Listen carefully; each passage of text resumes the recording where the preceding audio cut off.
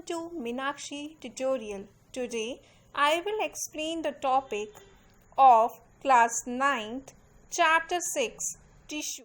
In this video I will explain the topic tissue, types of tissue, animal tissue and plant tissue, and detailed explanation of plant tissue characteristics. Then I will explain you the types of plant tissue. The first one is meristematic tissue, and there are the three types of tissues coming under the meristematic tissue. The first one is apical meristem, second one is intercalary meristem, and the third one is lateral meristem.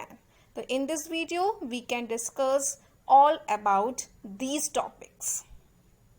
So watch the video. If you like the video, please comment and subscribe my channel. Today I will explain you the new topic of class 9th science book, tissue. What is tissue? A group of cells that are specialized to perform a particular functions forms a tissue. जो tissue है वो क्या है? एक group है किसका? Sales का, जिसमें आपका एक पर्टिकुलर फंक्शन के लिए वो कंबाइन होते हैं और क्या बनाते हैं? टिश्यू. फॉर एग्जांपल जो लीवर है, तो लीवर के जो सेल्स हैं वो कंबाइन होके क्या बनाते हैं? लीवर टिश्यू बनाते हैं. और लीवर आपके डाइजेस्टिव सिस्टम से कंबाइन होके क्या बनाता है? आपका एक डाइजेस्टिव सिस्टम के अंदर कंबाइन होके डाइजेस्टिव सिस्टम का फॉर्मेशन करता है, या फिर हम क्या बोल सकते हैं? ऑर्गन सिस्टम बनाता है. नेक्स्ट एग्जांपल क्या हो सकता है? For example kidney. किडनी के जो सेल्स हैं वो मिलके किडनी टिश्यू बनाते हैं, और जो किडनी है वो कंबाइन होके अदर ऑर्गन के साथ बना के कौन सा सिस्टम बनाता है? एक्सक्रीटरी सिस्टम बनाता है. तो जो टिश्यू है उसमें एक पर्टिकुलर टाइप के जो सेल्स हैं जिनका एक पर्टिकुलर फंक्शन है वो कंबाइन होते हैं और वो क्या फॉर्म करते हैं? Tissue. Tissues are mainly classified into two types. Tissues को दो टाइप में क्लासिफाइड किया गया है. The first one is a plant tissue and second one is animal tissues. So in this video we discuss about the plant tissues. What are the characteristics of the plant tissues? क्या क्या features होते हैं plant tissues के? The first point, plants do not move, that is they are stationary. Plants एक जगह से दूसरी जगह मूव नहीं होते, ट्रांसफर नहीं होते, क्योंकि वो क्या है? इसलिए हम उसको क्या बोल सकते हैं कि वो स्टेशनरी है, मूवेबल नहीं है. Second point, most of the tissue they have are supportive, which provides them with structural strength. इसमें जो ज़्यादा जो टिश्यूज़ होते हैं वो कैसे होते हैं? सपोर्टिव होते हैं. प्लांट की जो स्ट्रेंथ है उसको सपोर्ट करते हैं, एक स्ट्रक्चरल स्ट्रेंथ प्रोवाइड करते हैं, क्योंकि as you already know that the plant tissues are hard.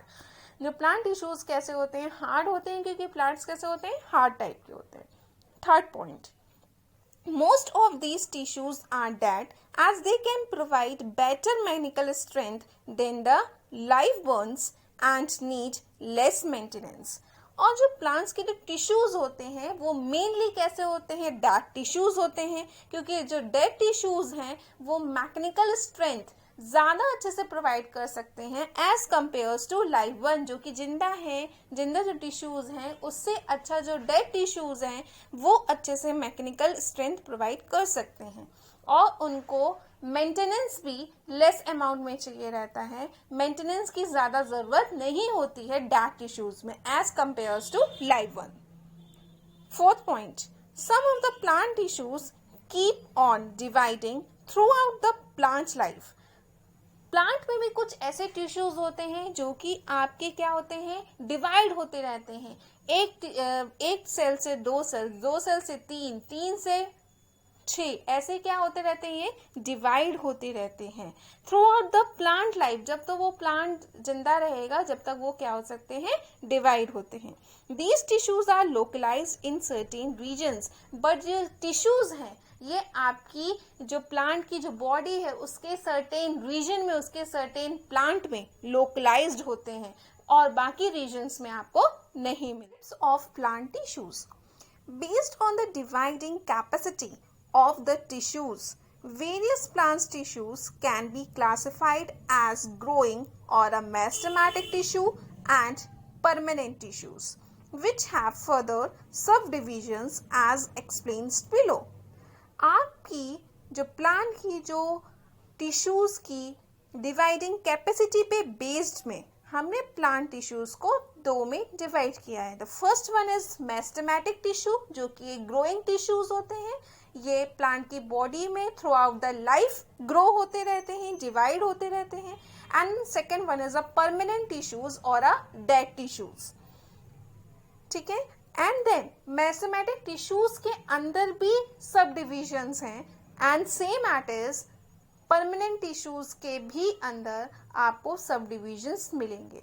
In this video we study all about the meristematic tissues subdivisions. So the first we discuss the meristematic tissue. What are the characteristics having the meristematic tissues? First point, meristematic tissues are responsible for growth in plants. जो meristematic tissues होते हैं वो आपके जो growth है plant में उसके लिए responsible होते हैं. Cells in this tissues can divide and form a new cells. और जो टिश्यूज में जो सेल्स प्रेजेंट होते हैं मेरिस्टेमेटिक टिश्यूज में वो डिवाइड होते रहते हैं throughout the plant life and they will form the new cells. Second point, the growth of the plant occurs only in certain specific region. This is because the dividing tissue also known as meristematic tissue is located only at a specific regions. The growth जो होती है plant में वो उसके सिर्फ certain जो specific regions हैं वहाँ पे होती है.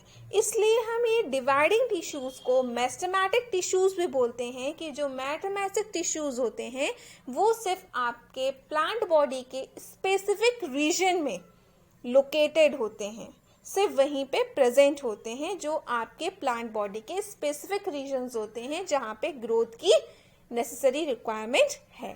Third point, the cells of this tissues are very active. They have dense cytoplasm, thin cellulose walls and prominent nuclei.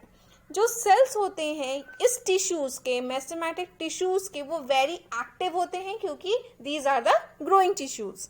They have dense cytoplasm. इसमें क्या होता है, डेंस साइटोप्लाज्म प्रेजेंट होता है.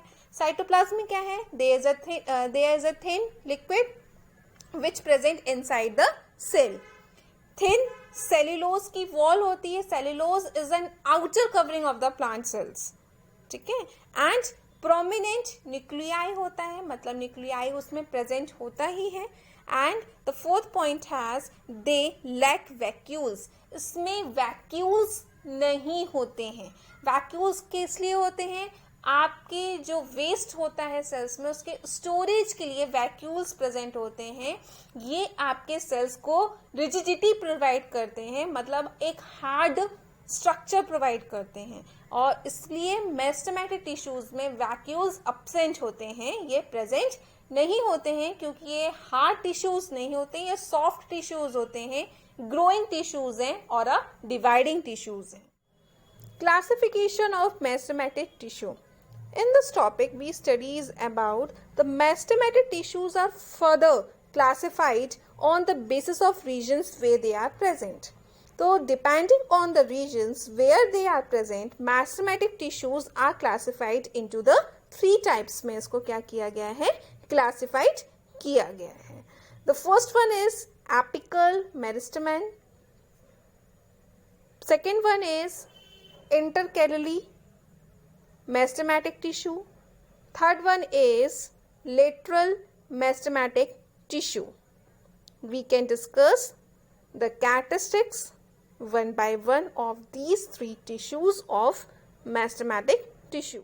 The first one is apical meristematic tissue. Apical meristem is present at the growing tips of the stems and roots. Its function is to increase the length of the stem and root. Apical जो meristem होता है, जो आपकी stem and root की जो growing tip होती है वहाँ पे प्रेजेंट होता है, और इसका फंक्शन क्या होता है, ये आपके लेंथ को इंक्रीज करते हैं। स्टेम एंड रूट की जो लेंथ होती है प्लांट में, उसको इंक्रीज करने का फंक्शन किसका है, एपिकल मेरिस्टेमेटिक टिश्यू का। Second one is intercalary meristematic tissue. It is present at the internode or base of the leaves and increase the length between the nodes. ये आपके इंटरकैलरी मेरिस्टेमेटिक टिश्यूज जो होते हैं वो आपके जो इंटरनोड होते हैं और जो लीफ की जो बेस है वहाँ पे प्रेजेंट होते हैं, और आपके जो नोड के बीच की जो लेंथ है उसको क्या करते हैं, इंक्रीज करते हैं। तो ये फंक्शन होता है आपका इंटरकैलरी मेरिस्टेमेटिक टिश्यू का। Third one, lateral meristematic tissue.